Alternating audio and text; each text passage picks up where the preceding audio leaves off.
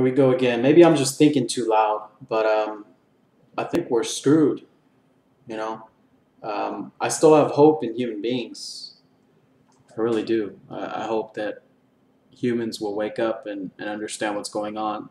But the fact that people know what they're doing to our food, that we know that there's fluoride in the water, that people know the Federal Reserve's part in the Great Depression of the 30s, and how they're currently destroying our country today. Um, Things like that really challenge that hope, because there's nobody. I mean, yeah, there's protests and people in the streets, but I mean, this is such a big deal that everyone should know these things, but the media doesn't bring it to light really. Um, so I'll bring up a few things like how dumb do they think we are? Like during the collapse in 2008, Obama said, he would do something about too big to fail, right? But how did he do that? Okay, let's think about this logically. He orders already huge banks to buy other large banks, making them even larger. Do you realize that that was his solution to too big to fail, to make the banks bigger? Um, that's How dumb are we? How dumb do they think we are? Why is no one in jail? Why is no one held responsible? Why is no one in jail after George Tenet writes a book about how the Bush administration was knowingly lying about Iraq? You don't know who George Tenet is? Look it up. Look him up. Who is he? George Tenet. Okay? Why wasn't anyone held accountable after they got caught lying about the war? You can watch Bush even making jokes about it at a fancy dinner, and people are laughing at this joke about these weapons that were never found. But they don't realize they're laughing about these lies that led to the death of over 1 million people. 5,000 Americans, 1.5 million Iraqis dead. These are human beings. These are people. These are not what you see on the news, these terrorists. 1.5 million people, human beings, mothers, fathers, daughters, sisters, nieces, grandparents. These are people, okay? I'm not against the military at all, but I don't like that free thought and intelligence is looked down on in the military. And now the military is at the mercy of these giant war profiteering corporations. These giant contractors take us to war, and they rake in trillions of dollars. It isn't a reaction. They create the problem and give us their solutions.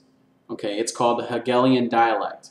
If you don't know what that is, then you can't understand what's really going on. What it is problem, reaction, solution. They create a problem, the people have a reaction to it, and then they come save the day with their solution. Okay, it's been used for hundreds of years to manipulate and create consensus for conflict. Okay, it's infiltrated every part of our lives. Republican versus Democrat, good versus evil, pro-abortion versus non-pro-abortion, pro-life versus abortion or whatever. Then you have gay marriage versus anti. This is all problem, reaction, solution. If you can't see through this, then you can't understand. You can't think outside of this box. We allow the media to pass off the news given to them without showing two sides, without questioning what they're being told, just being yes men.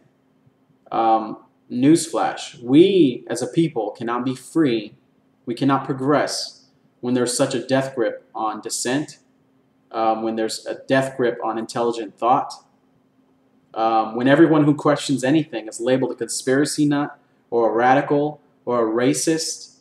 I don't oppose Obama because I'm a racist, okay? People who know me know I'm not racist. I believed in what he was saying, what he was trying to sell us. But the harder I look into these things that he does, I see a huge difference between what he says and what he's doing, okay?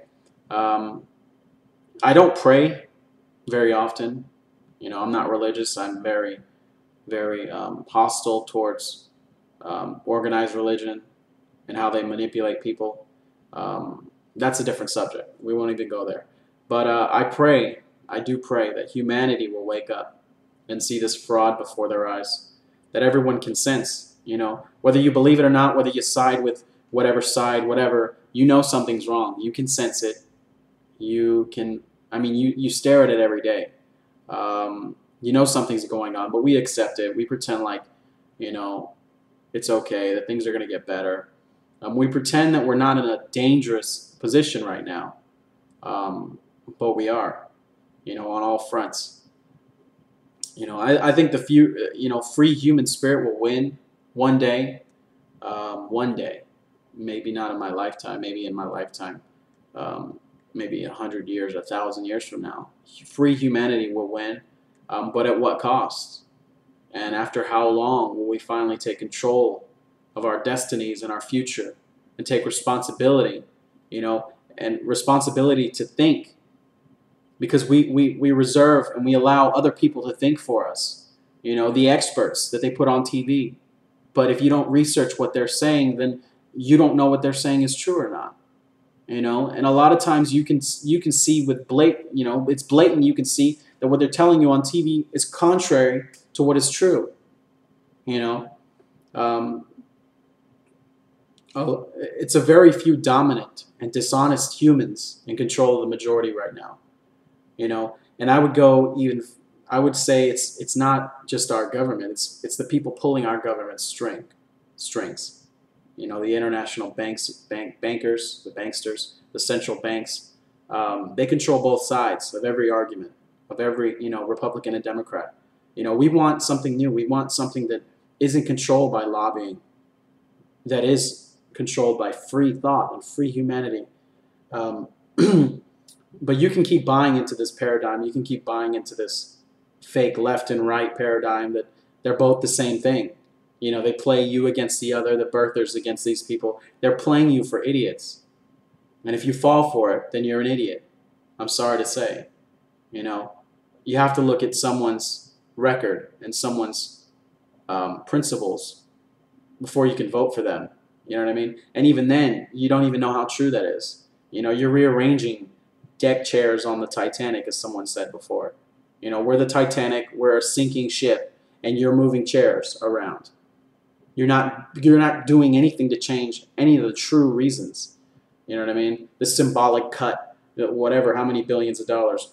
We don't understand. Regular American people don't understand that our problem is in the trillions, not in the billions. So the proposed cuts were to something that didn't even exist yet. You know, but you take what's on the news because you don't have time. You're too busy, which, you know, I understand. People are busy. They work and they're slaves, economic slaves to the system. So they don't have the time to look and research and the mental energy to look at things. So you see the news and you would assume and you hope that they're telling you the truth. But very small investigating into what they're saying, you find out that it's not true. You know what I mean? Until we confront these lies head on in a way that's uncomfortable, we're not gonna gain any control over our lives. You know, until they confront the 9/11 story. You know, I don't care whether you believe. I'm not gonna point the finger at anybody, but there's questions. There's logical, rational questions that weren't answered. Okay, whoever you believe did it, whatever. There's major questions that are refused to be answered. You know, there's courts refusing to allow documents that could prove or disprove certain things to become public. Okay, but you don't see this on the news. Any opposition to the official story is considered conspiracy. There's rational people, intelligent people asking questions. Professors and architects. You know, until we deal with that problem, everything that came after it can't be fixed. The wars and all this police state, all this stuff, we have to attack that issue. But, you know, you can call me a conspiracy nut or whatever and get angry and cuss me out and attack me and say I'm un-American to avoid the issue of what that, challenging that could mean for us. That there should be some people held accountable for what happened that day. And the sole guy, you know, isn't this man in a cave that we just killed, supposedly. You know, the world, you know, the problem's over. No, there's a lot more to that. Anyway, don't think.